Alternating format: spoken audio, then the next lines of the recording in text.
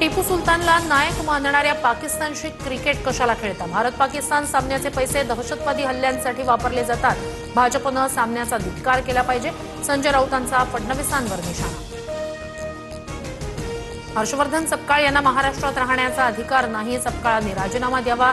टिपू सुलतान प्रकरणावरून चंद्रशेखर बावनकुळे यांची टीका. गुजरातच्या जगशे शहांकडून अलिबागमध्ये जमीन खरेदी. आणखी बोललो तर विधानसभा अध्यक्षांना राजीनामा द्यावा लागेल. राऊतांचा नार्वेकरांना इशारा. या प्रकरणाशी संबंध नाही. राजकीय भांडवल करण्याची संजय राऊतांची जुनी सवय. स्वतः पत्राचार घोटाळ्यात जेलमध्ये जाऊन आल्याचं राऊत विसरले का? आरोपांवर राहुल नार्वेकर यांचं उत्तर. मुंबई मनपातील विरोधी पक्षनेतेपदी किशोरी पेडणेकर यांच्या नावाची उद्या अधिकृत घोषणा. तर भाजपचे गटनेते गणेश खणकर यांचं सभागृह नेतेपदी नाव जाहीर होणार. समित्यांमधील सदस्यांचीही घोषणा केली जाणार.